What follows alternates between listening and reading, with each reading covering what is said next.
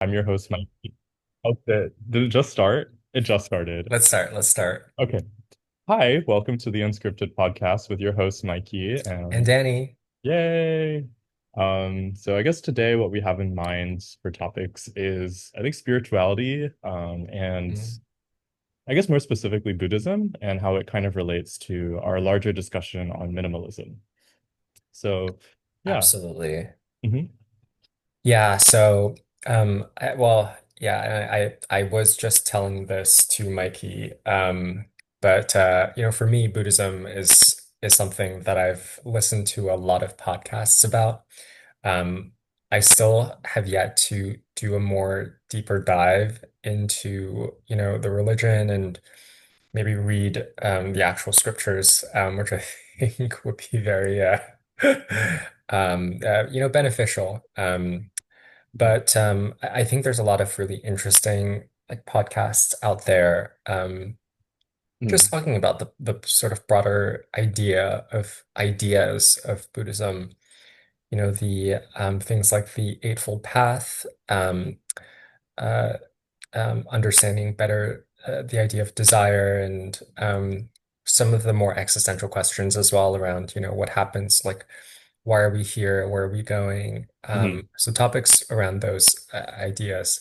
I think it's very interesting. It's also a very sharp contrast to ideas in some of the more Western Abrahamic religions. Um, so yeah, I think it's interesting to have, I guess, these principles in mind and to be able to contrast with, for folks living in the West, kind of Hmm. the ideals in Christianity, Islam, and Judaism. But Hmm. yeah, what are your thoughts, Mikey? What are some of your general sort of Hmm. kind of takeaways from everything you've learned so far? Yeah, I would say that Buddhism in my life has sort of started as sort of a practice from my family that I sort of inherited, but I don't actually see myself necessarily as religious, but I think there's a lot of important values Mhm. um that we can gain from, I guess, like studying Buddhist scriptures and texts, and we kind of take away what sticks and then we let go of the rest. I think something that I find to be pretty interesting lately is, I guess, this idea that we value, I guess, in society so much of what we think others think of us, right? Like we think so much about how we're perceived by the world, and we kind of see our identity through that lens. And I think that there's a lot to unpack there because it's like if we're defining ourselves simply by how we think others see us, then who are we actually? And I think that question has many layers that I've only just started to think about when I started reading this book called Think Like a Monk by Jay. Mm. I don't know if he's a podcaster that you're familiar with, but recently I started I interested don't in. know him, but I'd love to learn more. Yeah, yeah. Yeah, you bring up a really interesting point, this idea about identity, and I think something that was really fascinating and mind-blowing for me to learn Mm-hmm. regarding Buddhism is this idea of at least the maybe the version of Buddhism that I've done some podcast listening about, this idea of not having a a, a singular identity that for each of us. I think a lot of Buddhists don't believe in this idea of like a soul. Like there's not such a this idea of like a constant sort of essence of self that continues from I guess even before birth. I guess I don't know what the Mm-hmm. sort of Western religions think about the soul prior Yeah. to birth, where it comes from. But this idea of a soul being something that is constant, is the immutable essence of self that continues into the afterlife. I think Buddhists Mm-hmm. reject that claim. They believe that we're constantly changing, Mm-hmm. um, that really our consciousness, our very experience of life is an illusion that will cease to exist after we pass away. Mm-hmm. And after you pass away, there's kind of, I mean, there's an idea of like reincarnation in some of the particular sects of Buddhism, but the ones that I've read about, there's the soul does not exist. You just kind of cease to be, and whatever is left is effectively karma, or the kind of ripples that you leave through your actions in life that Mhm. then impact others, after you're gone. And so it's an interesting kind of perspective to take on that, in the end, it really, nothing is permanent, that everything is, always in a state of change and in a state of flux. Mhm. And so I think that informs, and then that sets up the foundation for, how one should behave and respond and react, to kind of this understanding of the world, given, this belief of how things work. Mhm. Um, yeah, so that was very interesting. Yeah, for sure, for sure. I think that, what you said about how we're constantly changing, it reminds me of this idea of like the ship of Theseus, where Mm. it's like if, I guess, you have a ship, and then if the parts of the ship continually get replaced, is the ship still the original ship, right? And Yeah. I think as all of us go through that process of change, there's this, I guess, like constant need to be letting go of old ideas of what we once valued, what we thought of ourselves, and as we kind of slowly inherit new ideas about what we value and who we should be, whether that comes mostly within or from the outside. But yeah, I don't know what you think about that idea. Yeah, I mean, I think it's difficult in practice, easy to say difficult in practice, right? I think just the way that we're biologically wired, we are creatures of habit. We like predictability, and we innately have expectations of how we want our world to behave and how we want others to behave. And so, Mhm. and we find that time and time again, things don't behave in the way that we'd expect, or our relationships, with other people, our expectations for how the world should and ought to work, Mhm. um, our, faith that things will happen in a certain way. They don't. And it causes us, I think, a lot of anxiety and stress and pain when that happens. And so Mhm. I think holding on to this belief that, for whatever reason, that promises will be kept and people will never change and things like that. I think it's probably not the most practical way to live. And Yeah. so Mm. um, yeah, I think learning to live with the understanding that things will inevitably change, and sometimes for the good, but fortunately also sometimes for the worst, I think Mhm. is really important. Mm. Um, yeah, I think it's something that I personally am working to, learn how Mhm. to live with in a better, and you know Mhm. how to deal with that. Yeah, I think Yeah. it's a lifelong, pursuit for a lot of Buddhists to be comfortable with change and to accept that nothing is really inevitable. Yeah, So, for sure.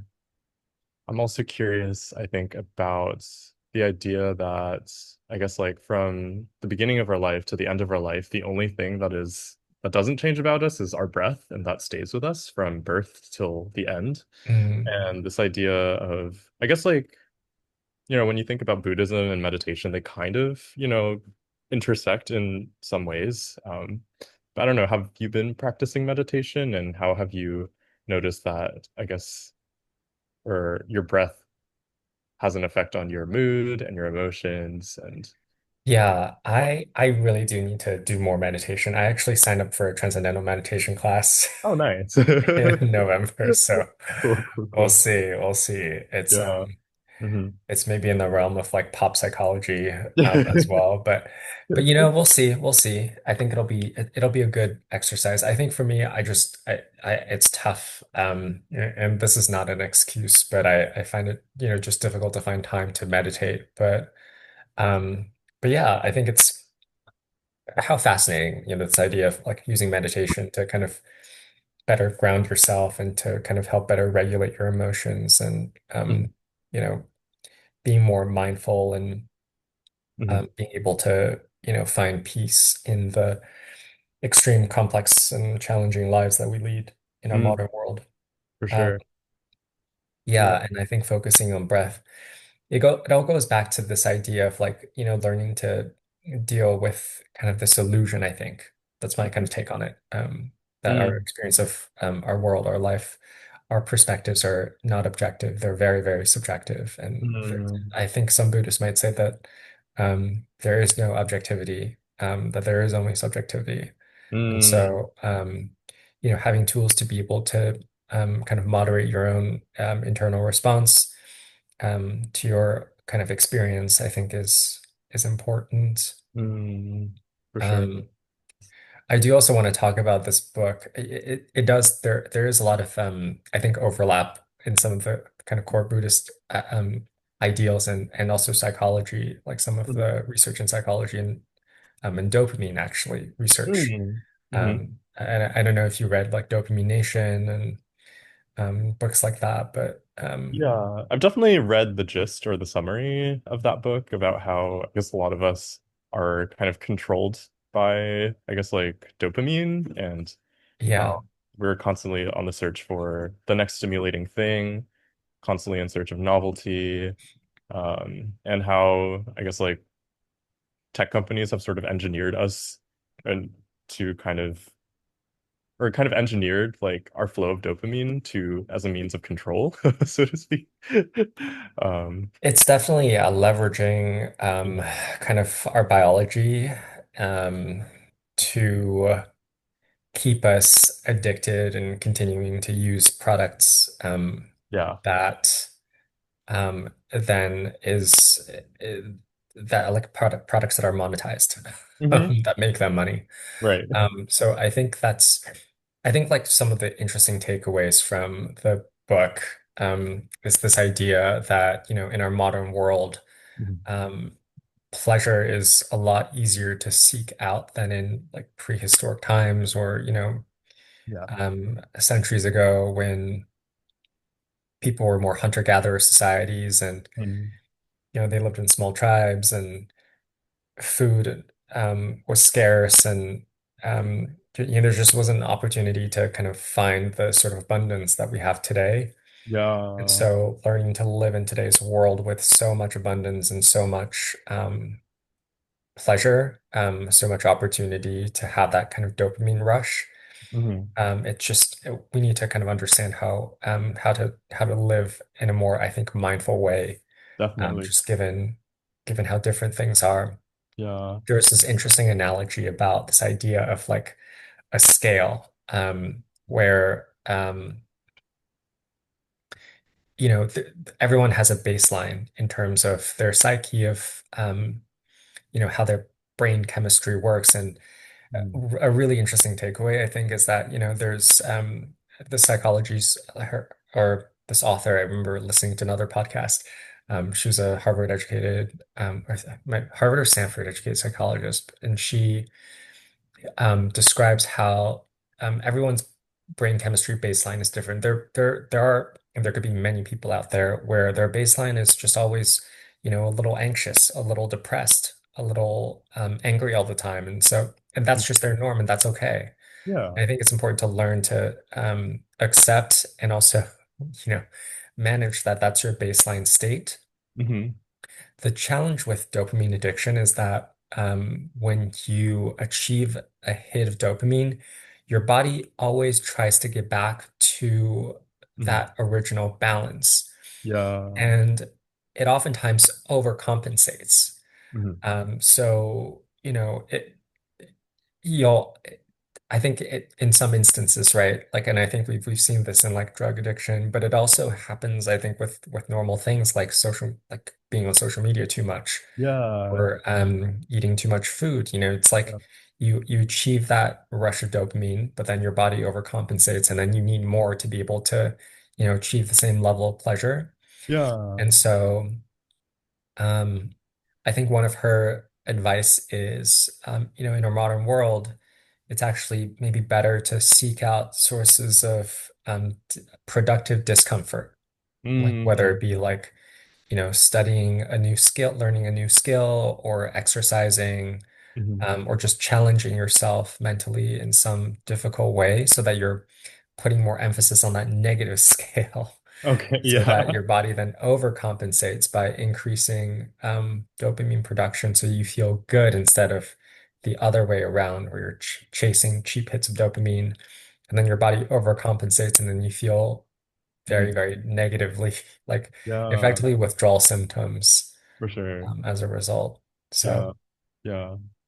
I think this is incredibly, I think, relatable. And I think one way I've kind of tried to cope with, I guess, like dopamine, I don't want to call it addiction, but habitual like social media usage was to commit to being off of Instagram, which I think was a really difficult decision to do because I think Instagram is nowadays used as a primary way for people to connect and socialize, and not having yeah, it kind of puts you more or less at a disadvantage in some kind of social spaces and contexts. But yeah, I've been off of it, I think, so far for 3 years. And I found that honestly, it's been pretty valuable in terms of me being able to delve deeper into different ideas and have more time to, or attention, so to speak, to read books and dive deeper into topics that I'm more or less interested in.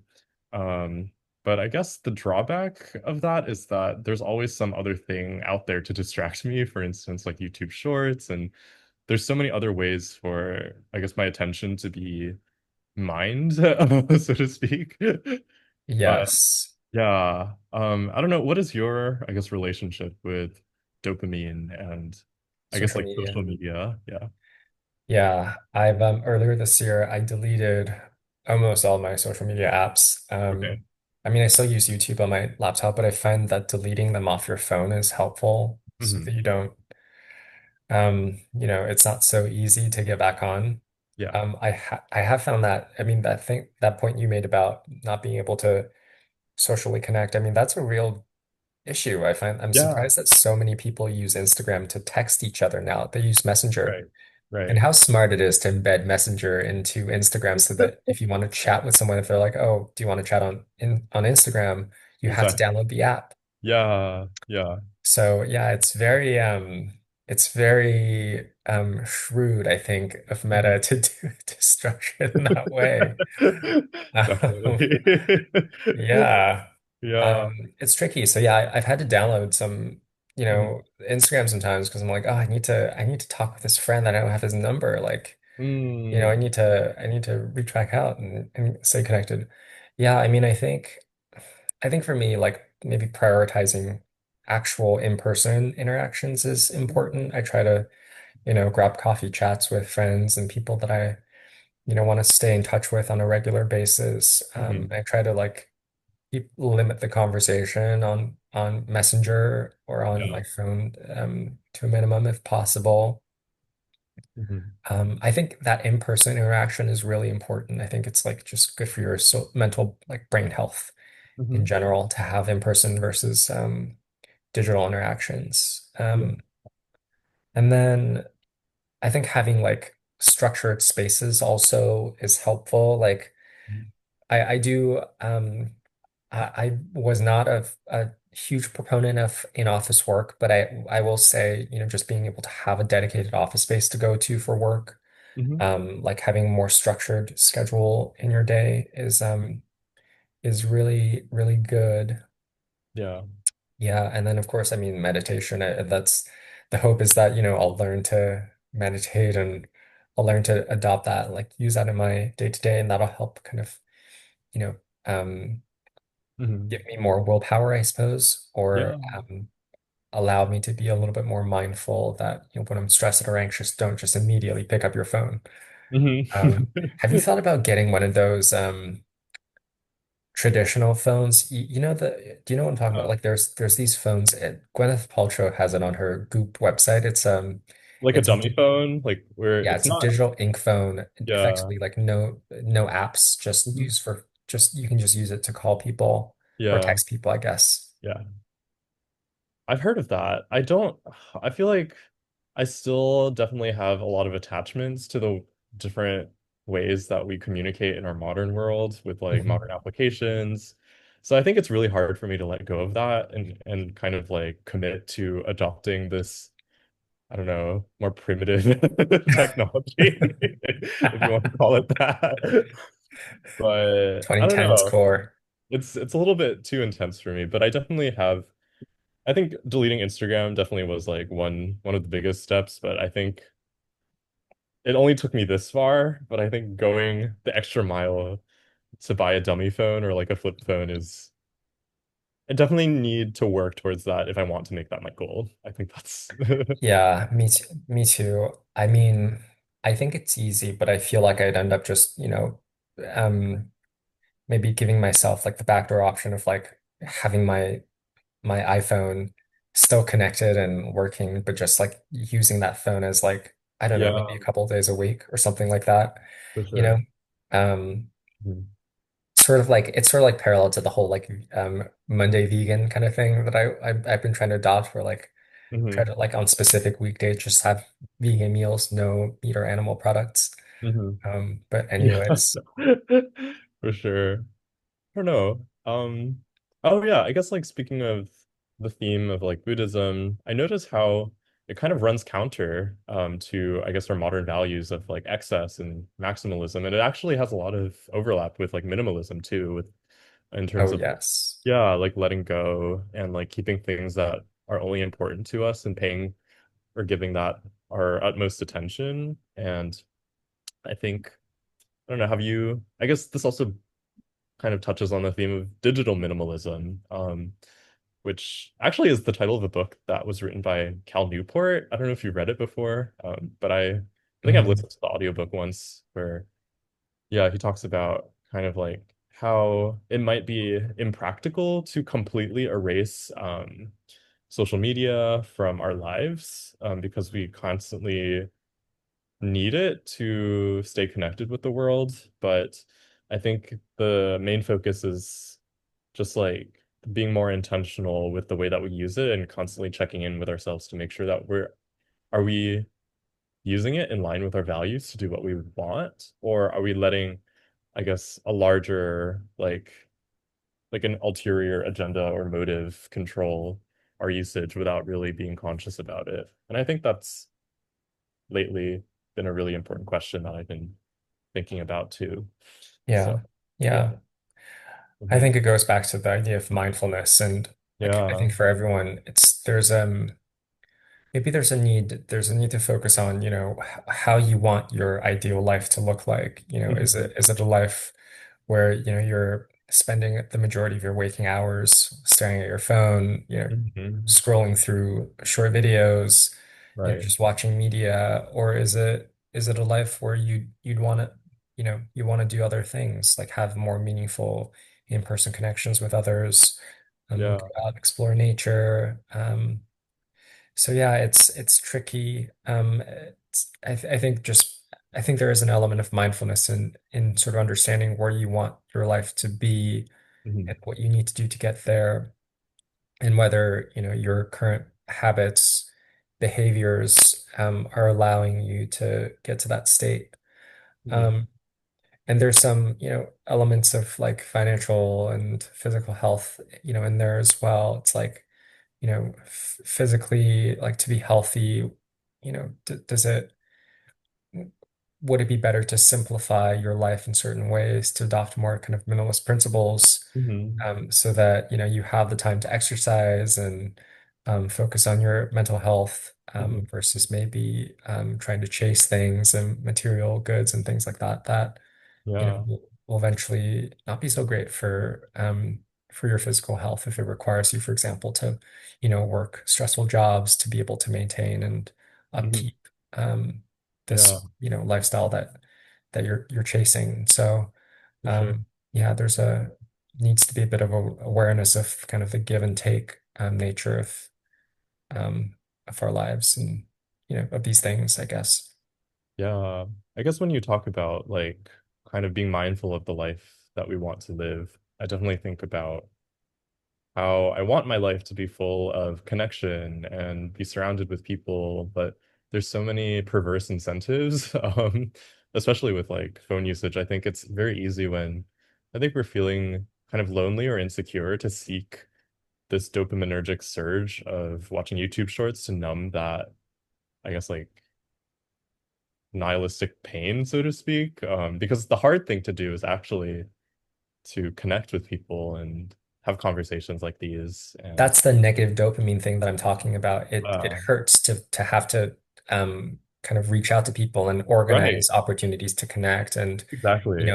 potentially deal with rejection. Like, oh, like I'm Mhm. busy or I don't really want to hang out with you. Like Right, right. that's difficult. Like it requires flexing of certain, like social skills and muscles, like Mhm. that, is not something that we particularly enjoy doing. But Right.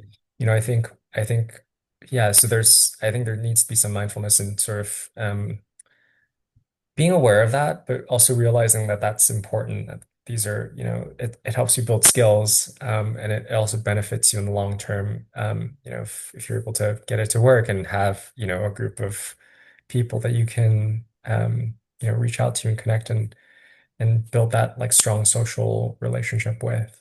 Hmm. For sure. But yeah, I think that that's kind of, I guess, one of my larger goals that I think the expectation of that is very different from the reality of kind of just like when I'm feeling exhausted or low, like I tend to habitually want to just rot in my bed and uh Yeah. kind of like, I don't know, numb like my mind. But yeah, like I think the negative um or a dopamine deficit state, so to speak. I don't know if that's Yeah. what it's called. I Where totally get it. And yeah. honestly, when I worked I started my career in investment banking. And so, Mhm. I would often, and it's not just me, I've Right. spoken to other folks, Yeah. just like after a long, stressful day where you're working and you may be getting yelled at by people and it's like a very stressful situation, Mhm. it's almost like, you go home and you're so anxious. Like, I almost felt like I just had to like watch a movie or something just to Yeah. like, like clean out my mind, just like Yeah. calm down, which Yeah. is not really the best approach. I think a better approach would have been to like, exercise or, meditate, kind of do it in a more productive way. Mm, for sure. But I found that I'm able to like make some compromises like, well, not recently, but this is something that I do is that I'll go for a very long run at the end of Mm, a long day if I have the energy, and I'll listen to a podcast. And I think the podcast kind of, gives me some dopamine, but not too much, so that right. I can go for a run. And I think the run helps just build that kind of negative uh puts weight on the other end of the dopamine scale, I guess. And so you feel good after the exercise session. Yeah, And so I think that's been sort of beneficial.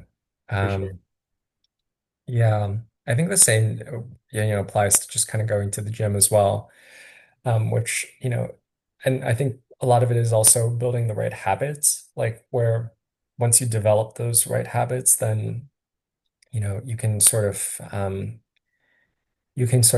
like put things on autoplay instead of yeah, like you just automatically do it. Like if you schedule hangouts with, friends or, people in person, and if it's kind of a regular thing, then, it becomes less painful, I guess, the dealing with logistics and the effort that it takes to get it to happen. Definitely. Same goes for exercise and meditation and Mhm. all that, all the good stuff.